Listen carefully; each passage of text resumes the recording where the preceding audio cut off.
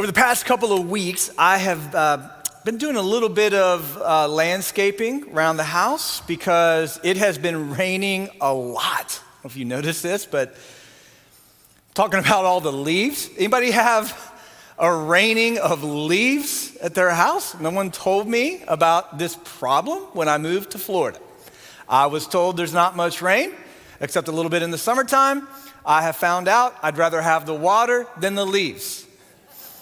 It's a major problem. And so I've been working really, really hard to clean up all the leaves. I have 1 million leaves in my house, and by working really hard, I've been directing my boys to clean these leaves up. And they've been doing that, and it's been pretty crazy. And then I was out doing a little trimming myself, some branches and all this stuff. And I've got I think it's called a banana tree. You might have a banana tree. It's like a banana tree. Y'all know what I'm talking about? Is that right? A banana tree? There's no bananas on it.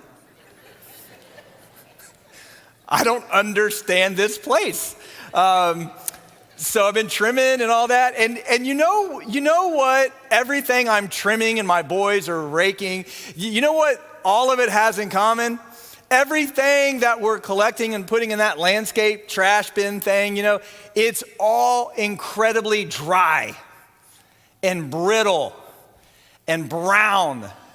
And it's dead.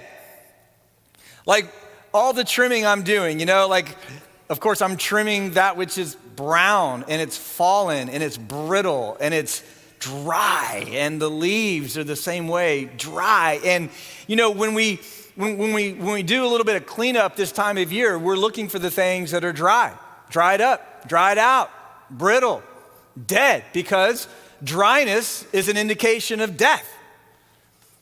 That's true not just of like leaves and branches, that's also true of things like our skin, right? We have dry skin at times, or you get a sunburn and then your skin starts flaking. It's dry, it's dead. We have dry lips. We have some of us dry ends. I know that's a huge factor for me, trying to work out those dry ends, right? So we have moisturizing shampoos and conditioners and lotions because dryness is often an indication of death. And dryness is something that we speak of not just in terms of landscaping or skin, but it's also true at times of those things that are not physical in nature. There is a certain dryness sometimes that is actually felt. Sometimes there's a dryness in life. We go through seasons where we feel dry. We feel exhausted. We feel like there's no gas left in the tank. And we speak of that as I'm kind of in a dry spell. You ever been in a dry spell? You ever been in a dry season? You ever felt weary? You ever felt like, man, I'm just exhausted? You ever felt like there's no gas left in the tank? You ever felt that way? Sometimes that dryness is an indication of death. The fact that we live in a world with death and a world of brokenness and a world with a lot of stuff out of sorts. Maybe it's just coming through this past year. Maybe you walked into the room this morning. Maybe you're connecting with us online this morning. And just because of what's been happening this past year, you feel like, man, I'm in a dry season. I'm going through a dry spell. Maybe it's something that you've been through in the past with regards to a marriage that didn't work out.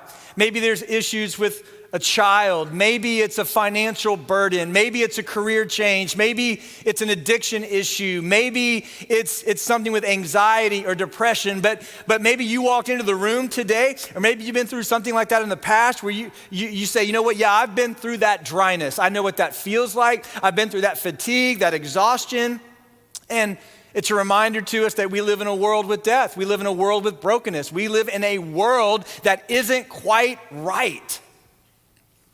And every single one of us at various times in our lives go through these dry seasons where it's not just physical, it's emotional, it's relational, and it's spiritual.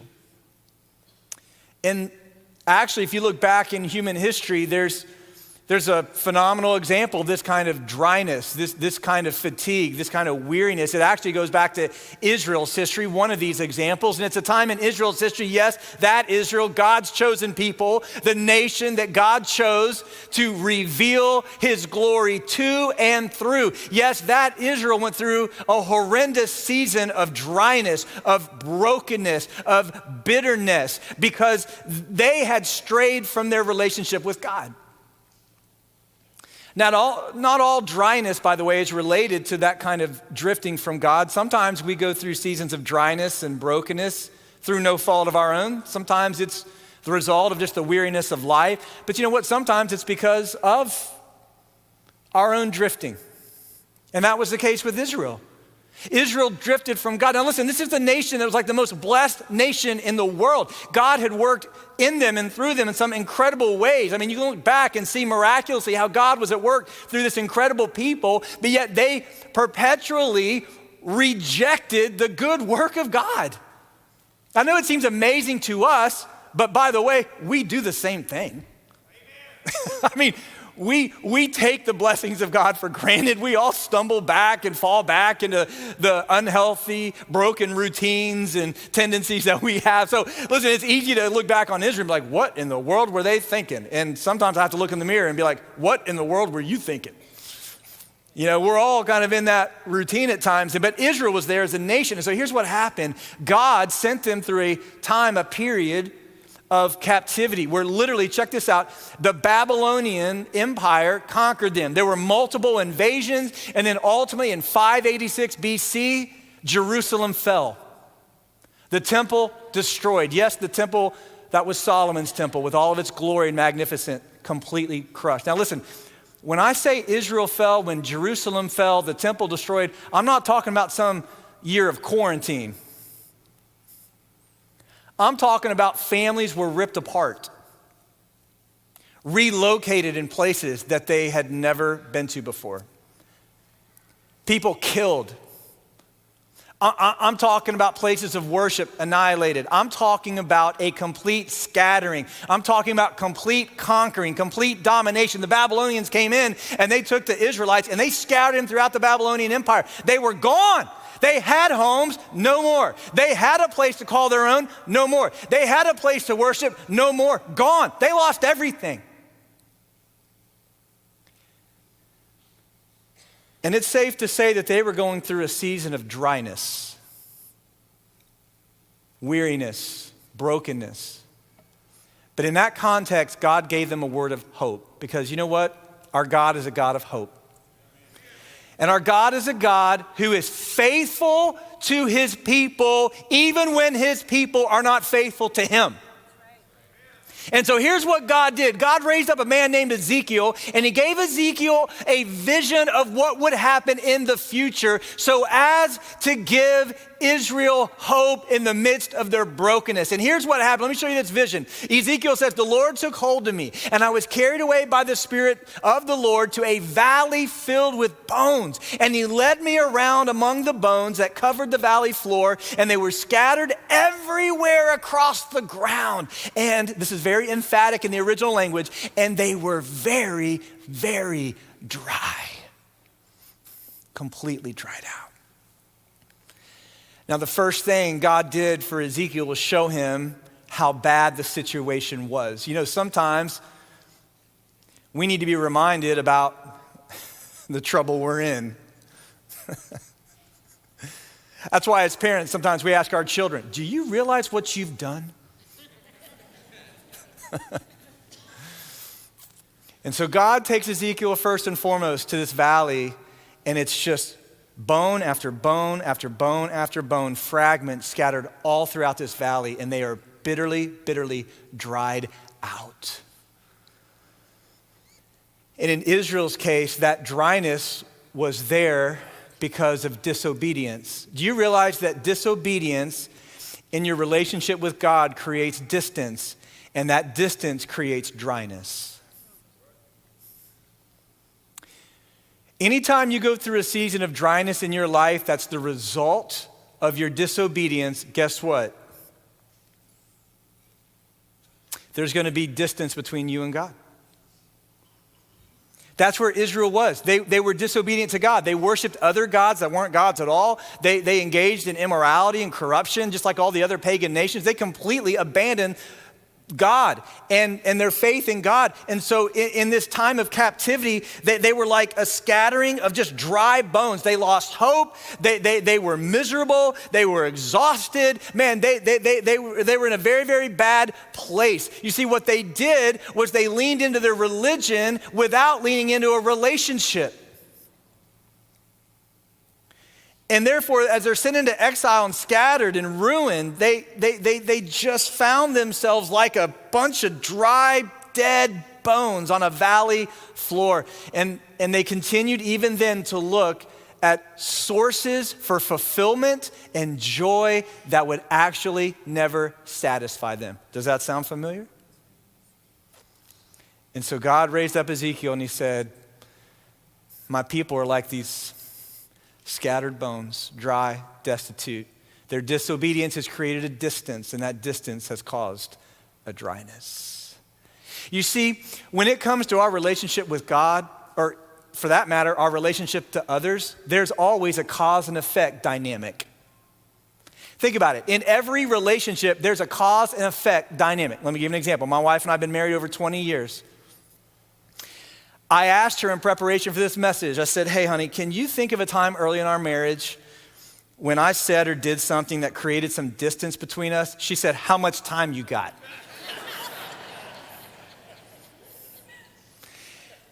You guys, she started listing off some stuff. I'm like, yeah, I can't mention that. Nope, no way I'm gonna share that in front of all those people. What else you got? You know what? Actually, first thing out of her mouth, true story, you know what she said? Oh, you mean that time you threw away all my baby pictures? No, I know that now.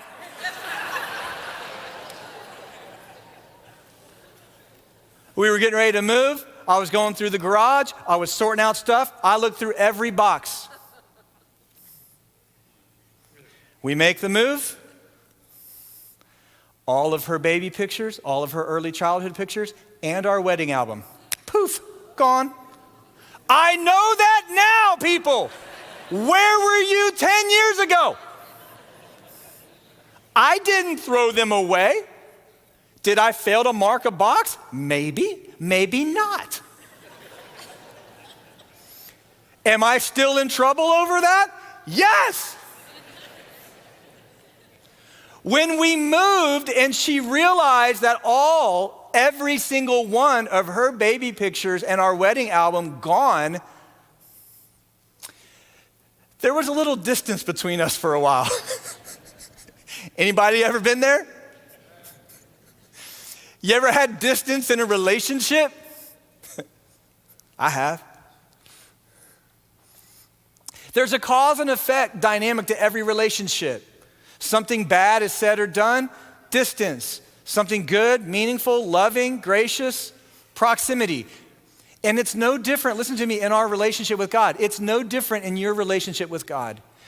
When you and I are disobedient, when you and I turn the other way, when you and I lean into ourselves and not into Him, when you and I seek salvation through religion and not relationship, when you and I turn away from the goodness of God, it creates a distance.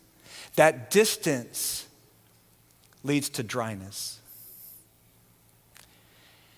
And that's where Israel was. But God is not going to leave His people there, and God's not going to leave you and me there. Check this out. Here's what happened. So then God says to Ezekiel, hey man, can these bones become a living people again? And check out Ezekiel's answer. Well, sovereign Lord, you alone know the answer to that. Principal Graham, it sounds like something a student would say to a teacher. What is the answer to question number 12? Oh, great teacher, you alone know the answer to that. Go ahead and inform us of your brilliance. Or just choose C. Okay, it's always C. Right? You can try, hey listen, those of you can trust me, all right? I made a 12 on my ACT, totally legit, all right? I'm totally legit, all right? So notice Ezekiel isn't sure. I just want you to see this guy's like a professional prophet, okay? He does this for a living. And God's like, can these bones live? And even Ezekiel's like, it's pretty bleak. But Ezekiel doesn't want to say to the sovereign maker of heaven and earth, dude, I don't know what you're talking about. So he says, oh, only you would know the answer to this. And so here, just check, I just want you to see Ezekiel's doubt, but check this out. So God says to Ezekiel, speak a prophetic message to these bones. Here's what I want you to say. Dry bones, listen to the word of the Lord. This is what the sovereign Lord says. Look, I am going to put breath into you, and I am going to make you live again. And I'm going to put flesh and muscles on you and cover you with skin, and I will put my breath into you, and you will come to life, and then you will know that I am the Lord. Yes, God says, speak to these bones. God doesn't say get them to the doctor.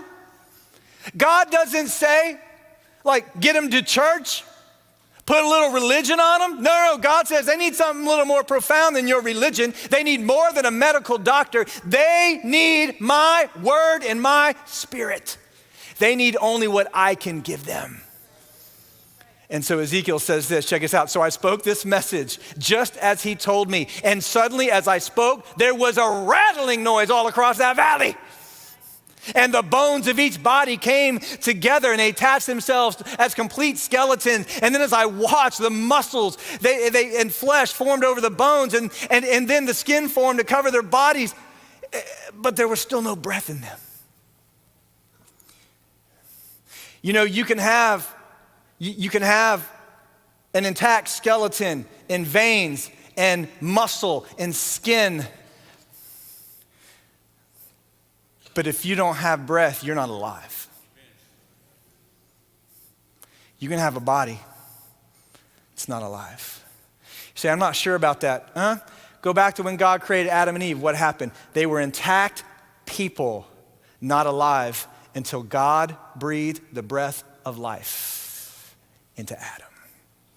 And so check out what happens next. So God says to Ezekiel, check it out, speak my word. He speaks the word is spoken, the bones are assembled, the bodies are formed. And then let me show you what happens next here with regard to the power of God's Spirit, all right? So then we find here that the Spirit is poured out. The Spirit is poured out into these bodies, and then they begin to live. And they rise up, and Ezekiel says that it's like a great army standing there. A great army is there. And now they're alive. How are they alive? They're alive through the power of God's word and the power of his Spirit.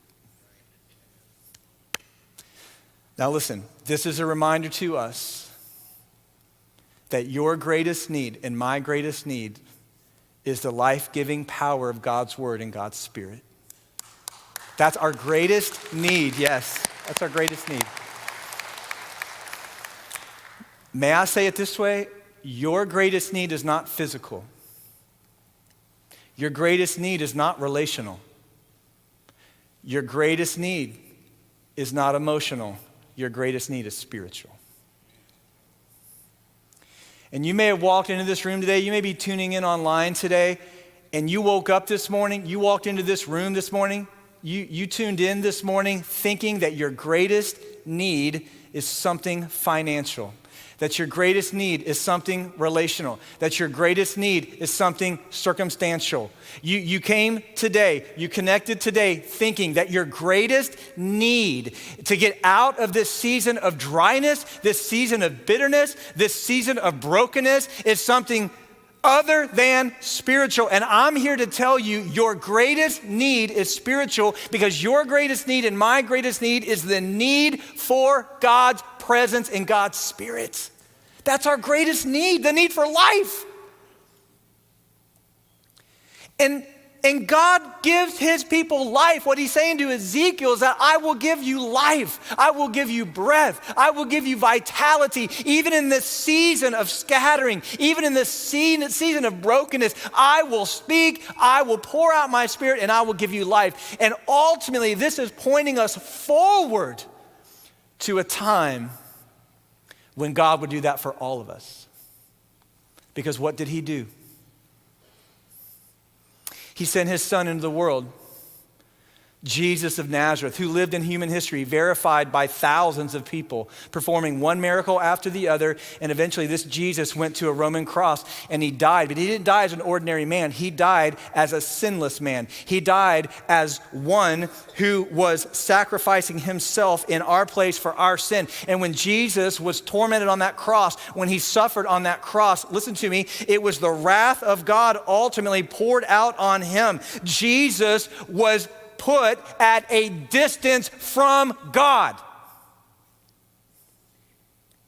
Not for his disobedience, for yours and mine. And therefore, he went through a season of dryness, brokenness, judgment, so that you and I don't have to. Because on that cross, Jesus incurred the penalty for our sin, the wrath for our sin, the punishment for our sin, so that everyone who looks to Jesus, checks this out, and simply believes, acknowledges, yes, he lived, he died, and he rose from the dead. Check this out. Here's what happens. Instead of living the rest of our lives with a burden and a dryness and a brokenness because of our sin and our shame and our guilt and our weariness, here's what happens. Jesus, in exchange for all of those things, gives us his righteousness because he has already taken our punishment. And because of his bodily resurrection that we celebrate today, here's what happens. Jesus, for all who look to him for salvation, here's what Jesus does. Jesus puts us back together. Just like that valley of dry bones, piece by piece, bone by bone, coming together. That's what Jesus does. He puts us back together. I just love this vision. I would love to have been Ezekiel to see this thing happen, right? I mean, just to see these bones coming together, these bodies formed. I mean, as the great theologian Jerry Lee Lewis said, there was a whole lot of shaking going on, right?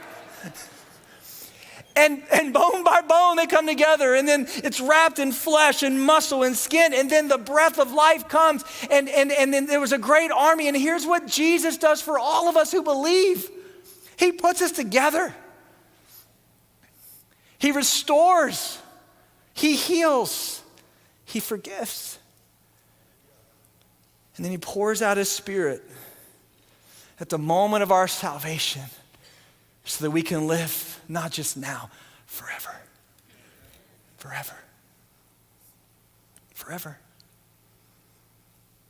And this hope is yours, and this hope is mine if we'll simply look to Jesus today.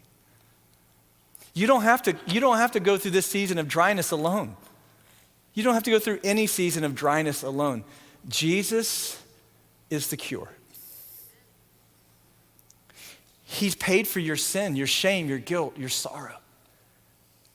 He's taken it upon himself. He's conquered it through his resurrection. And he is offering life forever and ever and ever, not judgment and condemnation, but life.